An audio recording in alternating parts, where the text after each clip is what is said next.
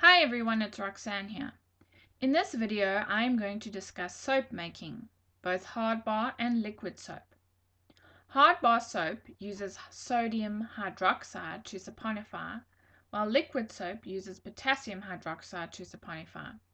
Both of these are highly corrosive and can cause burning if they come into contact with your skin. Make sure that you are always wearing gloves and protective goggles when working with these ingredients.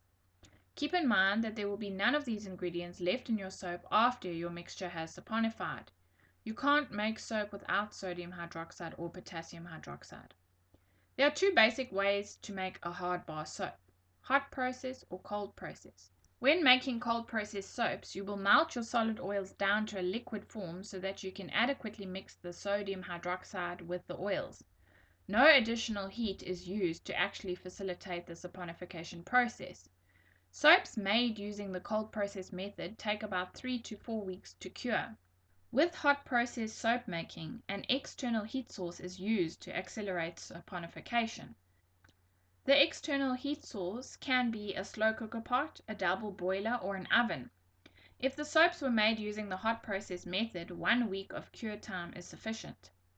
Another difference between the two methods is how the soaps look.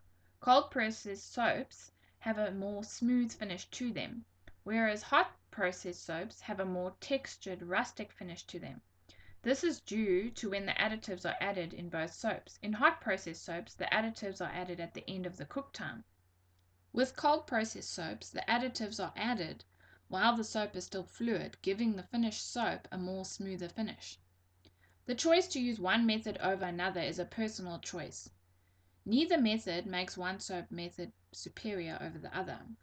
I would like to mention that under this video I have included a list of different additives that you can use as exfoliants and colorants to spice up a basic hard bar soap recipe. Making liquid soap is a bit more complicated than making hard bar soap, and it involves lots of patience and time. It is very rewarding, however. There are a few different ways to make liquid soap, but the most common way involves heat, similar to the hot process method of making hard bar soap. When making liquid soap, you would combine your oils and potassium hydroxide and bring it to the trace stage. You would then cook it over a low heat for a long period of time until you have a soap paste. You then dilute the soap paste in water and sometimes glycerine before using it.